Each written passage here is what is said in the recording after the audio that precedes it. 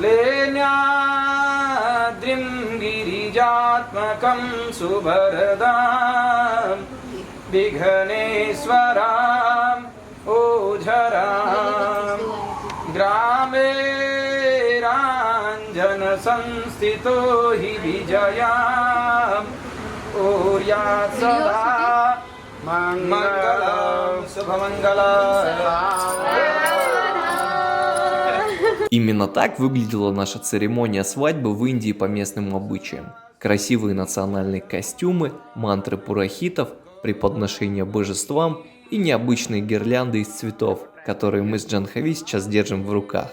Также обратите внимание на украшения невесты, расположившиеся на ее голове, шее и руках, общий вес которых около 2 килограмм. Конечно же, обычному человеку из другой страны, другой культуры, на первый взгляд все это может показаться таким загадочным и непонятным. Но в Индии это самая обычная свадьба. Вот только что здесь необычного, так это тот белый парень, который выделяется из всех этих людей. Он-то вам сейчас все и расскажет.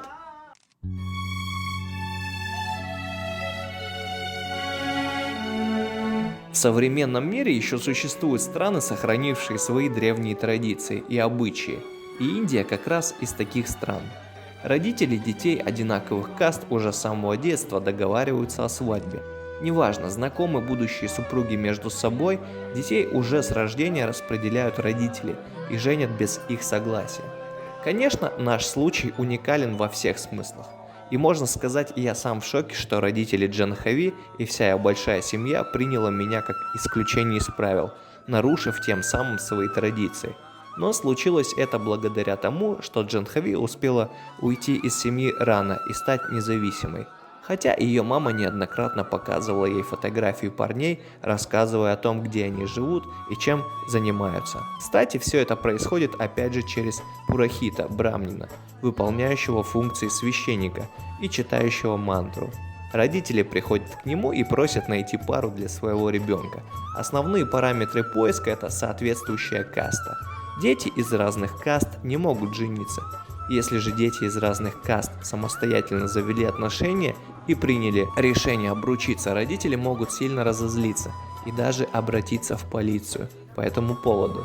Но если ребенку за 18, то полиция, конечно же, ничего не может сделать. Поэтому в Индии существует два типа свадьбы – по любви и по воле родителей.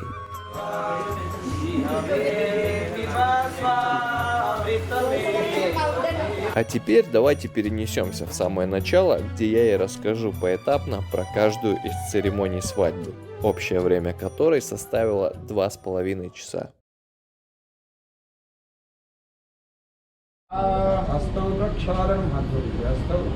Шудикаран мантра переводится как мантра очищения, где главный пурохит наливает воду из медного стакана маленькой ложечкой с изображением змеи, олицетворяющая Шиву. Используется эта ложка специально для проведения обрядов, связанных с водой из реки Ганг. Нужно было испить воду, которую нам наливали в ладошки 3 раза, а затем помыть руки. Самое интересное, что на тот момент я даже и не знал, что вода из Ганги. По вкусу она напоминала святую воду из церкви. После очищения водой пурохит поставил красную точку на лбу, которая зовется тикой, и ставится в область 3-го глаза, так называемой 6-й чакры, аджны. Делается это перед пуджей, главным обрядом поклонения богам. Идея пуджи состоит в прямом контакте с божеством, с тем, чтобы выразить ему преданность, любовь, либо же получить его милость, благословение и расположение. Обряд предполагает служение в различных формах, включая подношение пищи, воскуривание благовоний, омовение, исполнение танцев, священных гимнов и чтение мантр. В нашем случае было почти все. Обратите внимание, сейчас пурохиты читают свадебную мантру, но больше это напоминает пение песен. Джанхави помогла перевести несколько слов на санскрите из мантры, где поется про глаза Вишну как лотос и Хари, имя Вишну. Все хорошо и хорошая энергетика вокруг.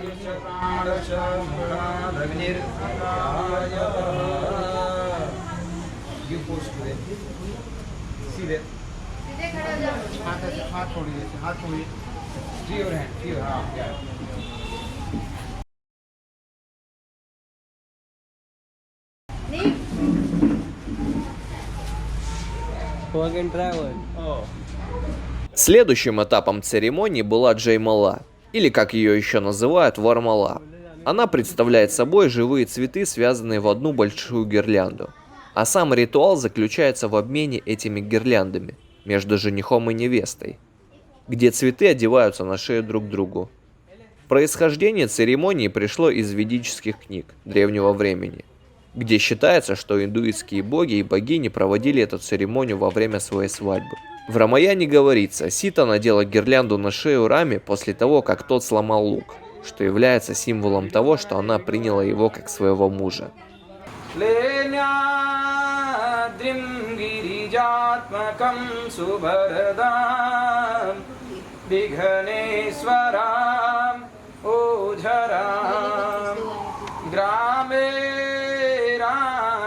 Кстати, самое прикольное было слышать мантру на санскрите и ничего не понимать. А когда нас стали посыпать рисом и цветами, я вообще съехал. Этот момент был одним из самых прикольных и в то же время неожиданных.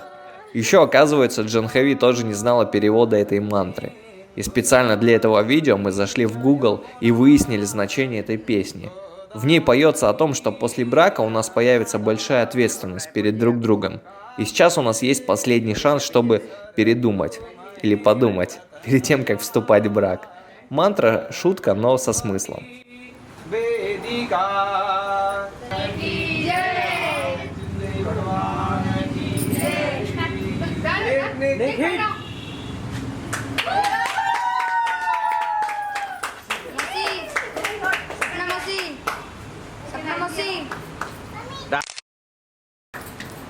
Rahul bhai side.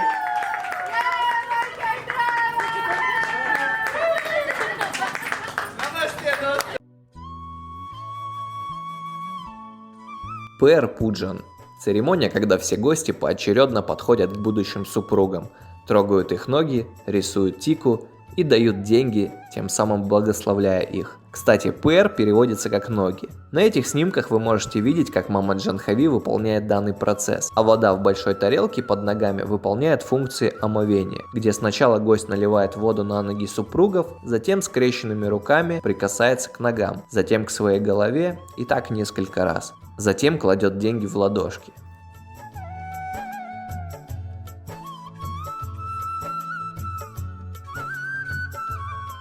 По завершению ритуала Вармалы, обмену цветов, что мы одели друг на друга, первая часть свадьбы подошла к концу.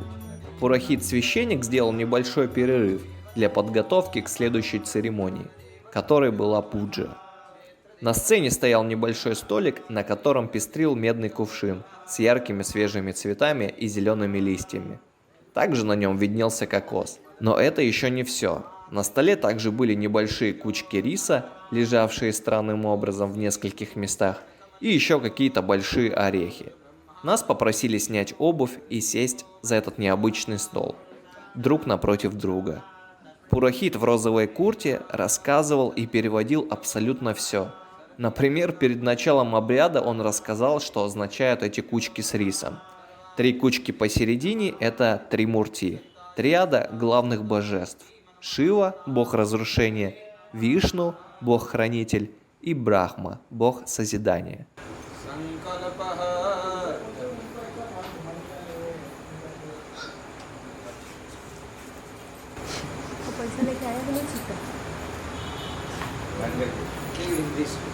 तू कर रहा है ना लेकिन 2 ही पॉइंट चार्जिंग है इसमें एक्स्ट्रा बैटरी चाहिए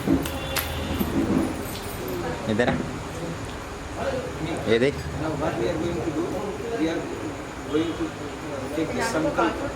What is sankalpa? Sankalpa means it is a promise to the God. Promise to God that we are going to do weds, we both. And for that reason, we worship you. Understand? No. Means you both are going to do weddings, okay? For that reason, you are going to do the promise to God. Пурохит объяснил, что сейчас нужно будет дать обещание всем божествам, которых мы пригласили на нашу свадьбу. Это была самая вступительная часть пуджи. Затем, после мантры обещания, нужно было повторить обращение к высшим, Слово в слово за Пурохитом. अपना गोत्र लेंगे This is called perfect lockdown. उत्पन्नो Примерный перевод был таков. Бог, дай этой девушке счастье, здоровье, деньги, чтобы после свадьбы у нее все было хорошо. Сегодня она выйдет замуж за этого парня. Джанхави также отметила чистоту санскрита, древнего языка, на котором и проводилась вся церемония. Только около 40% людей из всей Индии могут его понимать. Но что самое интересное, только 1% всего населения использует его для общения в реальном мире. Все остальные знания санскрита задействуются в мантрах и пуджах для общения с божествами. तथा वरुण कलश लक्ष्मी नारायण करिष्ये А мне он вообще сказал, ты женишься на индийской девушке. По правилам у тебя должна быть каста. Но поскольку у тебя ее нет, сейчас тебе присваивается каста Кашеп. Эта каста еще с времен богов и относится к брамнинам. Для меня было это так удивительно, что я рассмеялся и согласился принять касту Кашеба. Ну а потом мы повторили все вышесказанное и для меня. and for your will be there, your gotra will be Kashyap. What will be? Kashyap. Kashyap is the gotra.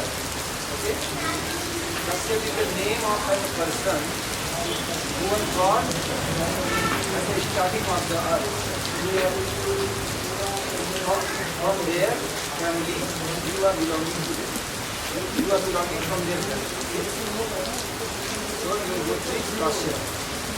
Suse कश्यप उत्प्रेतः उत्पन्नः निक नामाहं श्रुति स्मृति स्मृति पुराण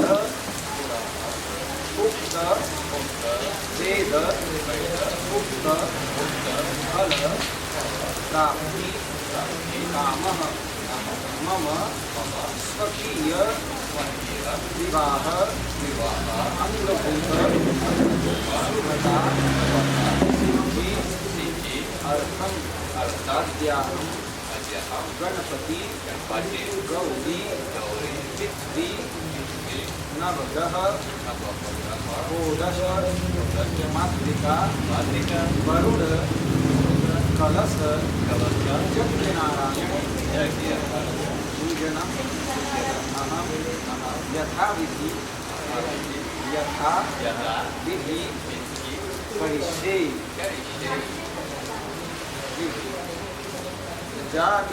जागदोदुरमुदयति दैवं. Затем мы стали поливать кокос цветами. И опять же за переводом с Джанхави выяснилось, что это так они изобразили гору Кайлаш, на которой раньше и жили все эти божества.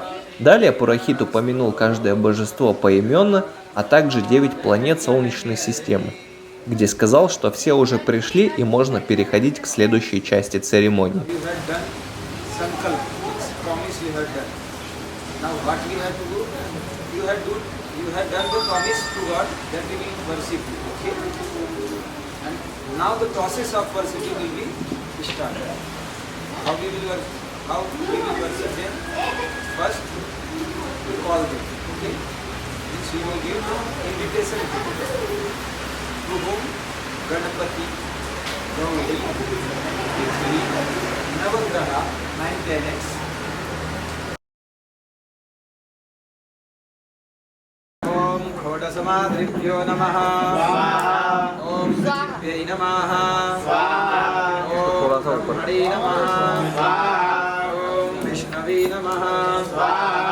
Хаван Пуджа представляет собой огненный ритуал священного огня, где в алтарь квадратной формы подбрасываются экологически чистые ингредиенты, такие как измельченные листья, коровьи лепешки и кокос из гги. Делая каждое подношение, все участники вместе повторяют сваха, что означает «отдаю» или «молюсь, чтобы было так». Подношение – это символический осознанный акт, который вы совершаете, чтобы избавиться от той ситуации, которая у вас сейчас есть в вашей жизни. Церемония огня – очень эффективный способ освободиться от вредных качеств и молиться о благословении для своего благополучия.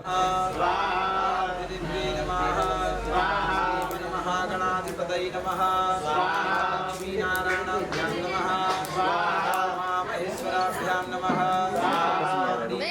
गणपतिभ्यां नमः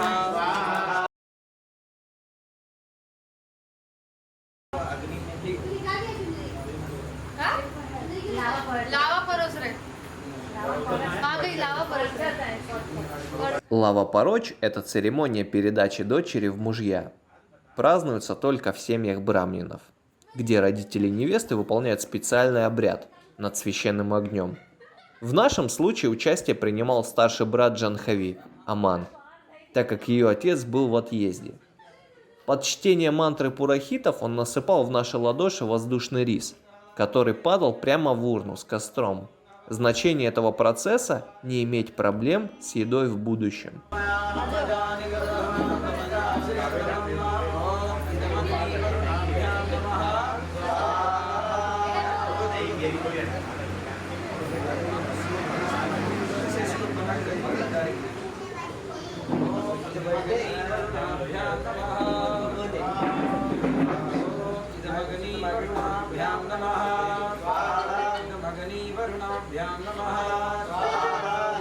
गणपतये नमः गौरी नमः गणपताय नमः गणीवरुणाभ्यां नमः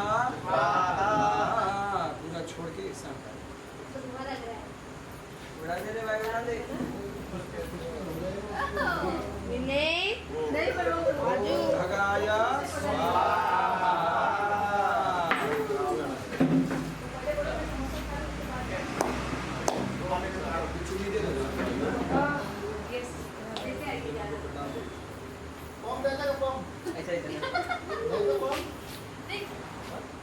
आगे सट जा जानू आगे सट जा तू आगे सट जा.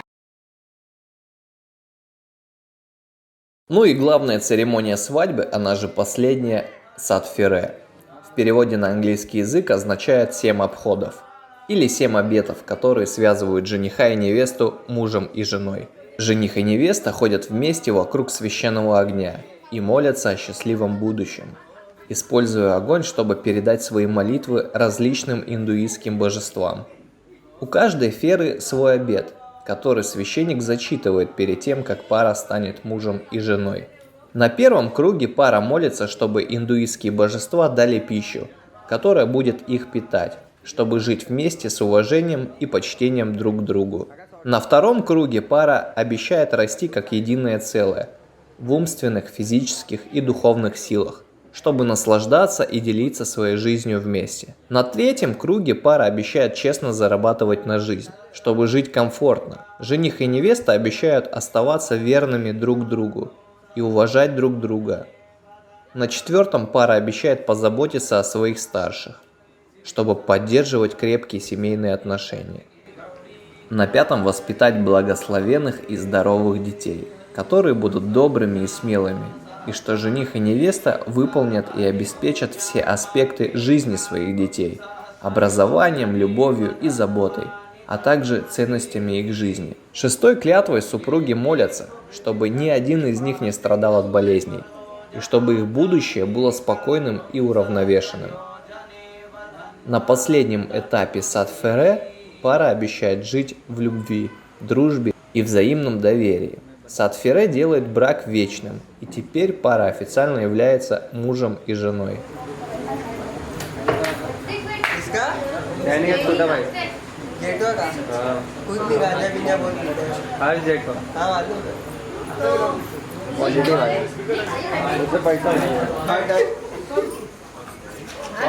रिकॉर्डिंग चल रही है।